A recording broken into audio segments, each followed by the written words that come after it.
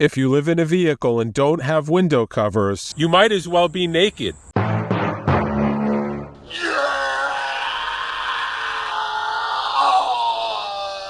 So watch me make new ones.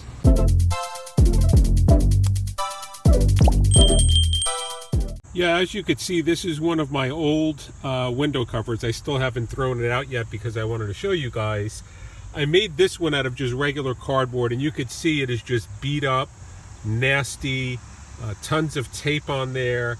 Still works, but I'm just showing you that this one here again was made from regular cardboard. It worked fine for about 1.5 years. I mean, perfect. So if you have to make yours out of regular cardboard, it will work, but eventually they start warping, they bend, and you have to put tape on them and things like that. So yeah, very beat up. I'm going to throw this thing out right now, and I'm going to start using the other window covers.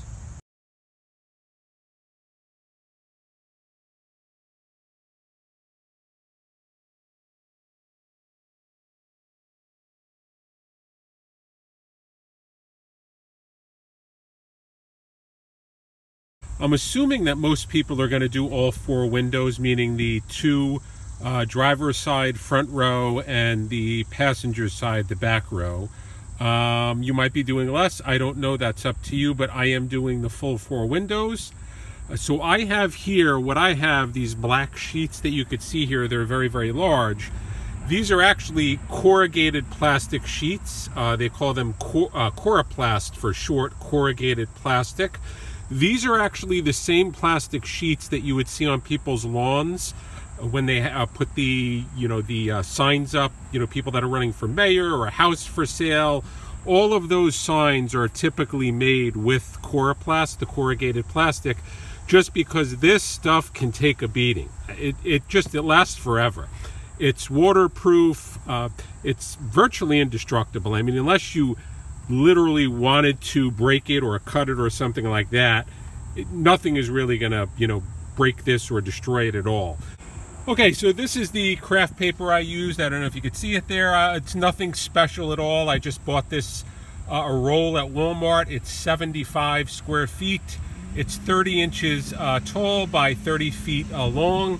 And so this is going to go in the window, which I'm going to show you guys as I go along.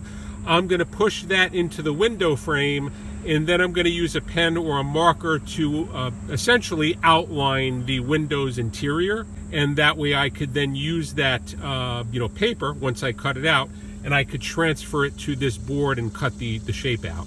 So yeah, you can use craft paper, you can use butcher paper, you can use moving paper that the moving companies sell. You could even use gift wrap. Gift wrap would be perfect, and it would probably be cheaper than this craft paper, which was like $6. So you can use a wide variety of things. Most important thing is obviously just make sure it is going to fit your window when you're doing the project. So you could see I have the craft paper in there. It was a little bit of a pain in the ass, to be honest. So I just took a little bit of tape, as you could see there, on the top, taped it to the frame of the door to secure it. Once it's in there, you have to pretty much press along the inside of the window frame, the inner window frame, with your fingers, because this is actually the most important step, because if you mess the sizes up, once you transfer it to the actual foam board or Coroplast, you might be too short or too long. So I had to do a couple of remeasurements there. But I think I have it pretty good. I just used a Sharpie. I traced around the outline, as you could see. So this step here is done. By the way, guys, forgot to mention one thing.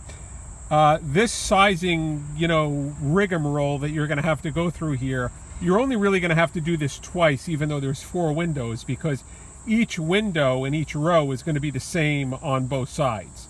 So in other words, this window I'm doing here, which is the rear passenger, it's going to be the same as the other rear passenger. So I only have to make 1 template. And then of course I have to do another template for the driver's row, the driver's side. So the good news is you don't have to do this for all 4 windows. Obviously, you just have to do it twice, which makes things somewhat easier. All right, I just finished the other window, the front row, the driver's side row window. And as you can see, it was done. This one was actually a little bit tougher because I don't know if you guys can tell. It's a little bit windy. You could see the paper there maybe flying in the breeze. So I had to put some tape on there and really double it down. You're never going to get a precise, laser cut, precision measurement when you do this, guys. So the trick is just to get as close as humanly possible. And then when you transfer this, which I'm going to show you in a second, then when you transfer this to the board and you cut it out, try and leave a little bit extra on the board, because you could always cut it down, but you can't add more if you cut too much. So yeah, so both sides are done. I'm going to tape it to the board, to the coroplast, and I will get back to you guys in a second. So I have the templates from the windows, and as you can see, I taped them to the coroplast sheets. Well, I did one of them. That's good enough for now. It'll allow me to test one of the windows to make sure the sizing is right. If it's off, I could just, cut a little bit or trim a little bit, and then we're good to go. So I will cut one of these sheets. I'll pop it in the window. I'll see what's what, and I will get back to you guys.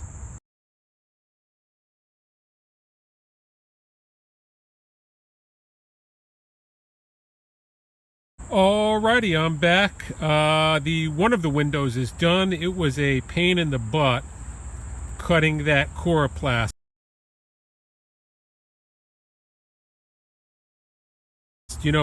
Obviously it's plastic. It's not foam board or a regular cardboard. It is excuse my French, it is a bitch to cut through. You might be better off, instead of scissors, using a box cutter, which I might do the next time if I ever have to make these again. But as you can see, the shades are in. I miscalculated a little bit on one of them here, but that's okay. I could just build that up with tape, and I like it better that way because I could stick my finger in and take it out. But let me come down here for a second. Okay, so the window is now bare, as you can see, and I'm just going to push this in really quick. Tough to do this with one hand, but as you can see there, the shade is now in. And like I said, these sides there where I miscalculated, not a big deal. I could just build those up with black tape or felt. Even if I put felt around this whole thing, that'll cover those seams up. But 99% of the window is covered, and I am happy. It is hotter than the blazes out here today, guys. Sorry for the shaky cam. My tripod broke.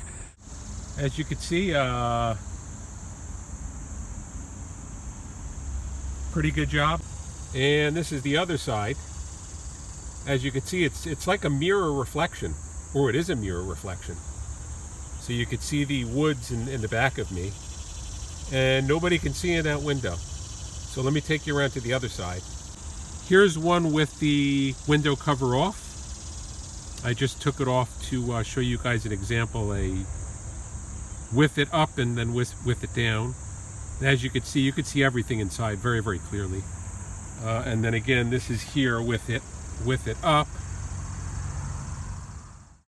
Yeah, so this is how you make the window covers. As you can see, it's a little bit involved. It takes a little bit of time, but if you spend the time and do it right, these window covers, depending upon what material you use, if you use the corrugated plastic, they should last at least a couple of years. Foam board, cardboard, maybe a year or two.